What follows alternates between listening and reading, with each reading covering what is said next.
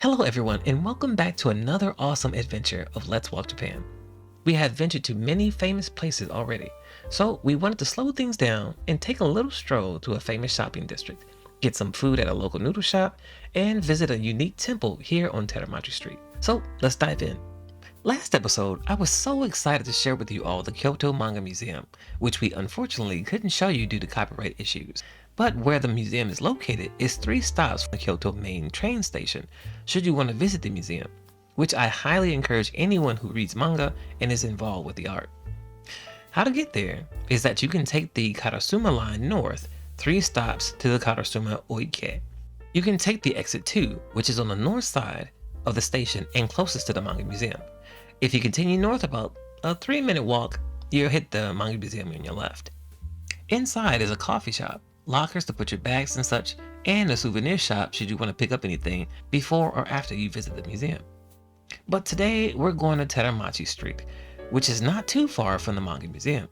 Instead of going 3 stops from the Kyoto main train station, we'll go only 2, where we will stop in Shijo Station.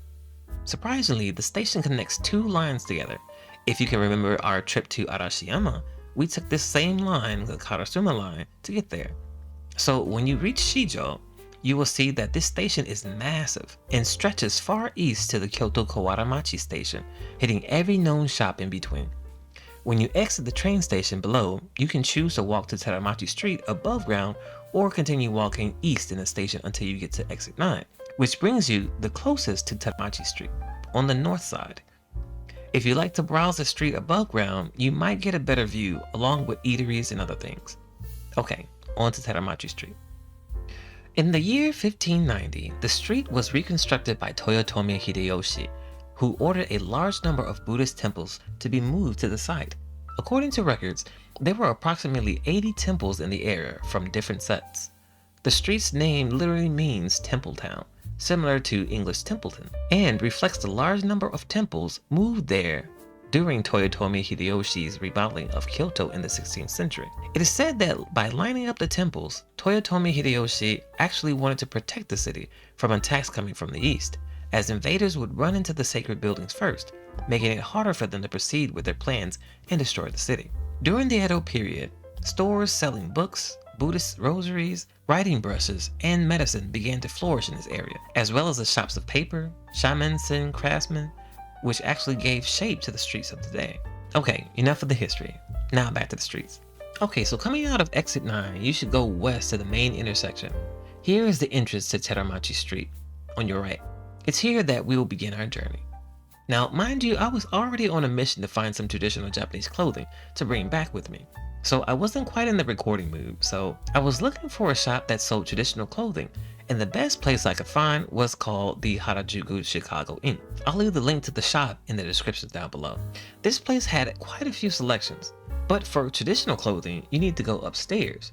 There, you'll find various styles to try on, and if you can't find what you're looking for, just ask the attendants. So through all this shopping and spending time, I was able to get this Japanese hori, which is a traditional Japanese jacket which is worn over a kimono. Pretty nice, right? Now that we were able to find an article of traditional clothing, I decided to venture out a little bit more. I walked past many interesting shops along the way. I saw Wendy's First Kitchen, which had an interesting menu lineup, providing an interesting twist to the American fast food chain. I also passed by many shops which sold famous ukiyo-e paintings and the other artworks, books, brushes, and so much more. As I kept walking through the strip, I saw a huge crab on the wall, and I thought, man, what is that? This is the Kanadoraku Kyoto Honten, super famous crab house in Japan. If you love crab on a high-end scale, this is the place for you. I'll leave a link in the descriptions for you. I kept walking the strip to find more and more hidden temples along the way, until I came to this one, the Honnoji Temple. The Honnoji Temple place in Japanese history was cemented on June 21st, 1582, during the infamous Honnoji incident. On this fateful day, Oda Nobunaga, the most powerful warlord who had nearly unified Japan, was betrayed by his trusted general, Akechi Mitsushide. Mitsushide led a surprise attack on the temple where Nobunaga was staying. This event marked the turning point in the Sengoku period and paved the way for Toyotomi Hideyoshi to rise to power. The original Honnoji temple, located at Shijo, was destroyed in the fire that engulfed it during the attack in 1589. The temple was rebuilt at its current location at Teramachi Street, a move orchestrated by Toyotomi Hideyoshi as part of his reconstructing of Kyoto. This relocation not only preserved the temple's legacy, but also integrated it into the evolving urban landscape of the city. The mystery surrounding Nobunaga's final moments and the disappearance of his remains has fueled speculation for centuries. Some theories suggest that his body was completely consumed by the fire, while others propose that loyal retainers managed to spirit away his remains. This enigma added an additional layer of intrigue to Honnoji's already compelling story. Honnoji Temple is easily accessible and well integrated into Kyoto's urban landscape, making it a convenient stop for visitors exploring the city. The temple is open daily from 9 a.m. to 5 p.m., allowing ample time for exploration. While entry to the main temple grounds is free, there is a 500 yen fee to enter the Honnoji Takura Mononkan, which houses the collection of Nobunaga's related artifacts. If you're interested in this experience, I'll leave a link in the descriptions down below. So let's get back to the strip and find ourselves something to eat.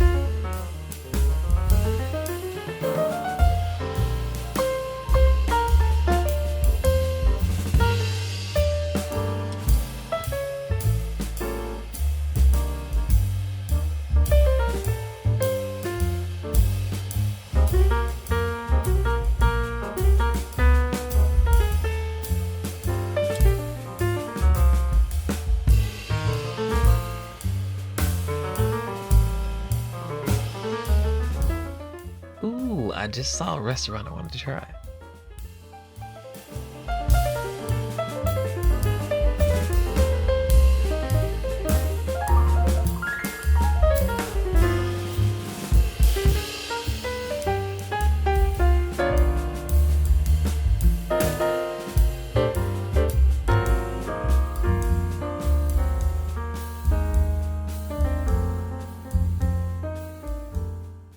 The Hyakusai beef noodles. The shop looked small, but there seemed to be 2 levels for seating. I wanted to keep it simple and took a seat at the table near the chef and the front door.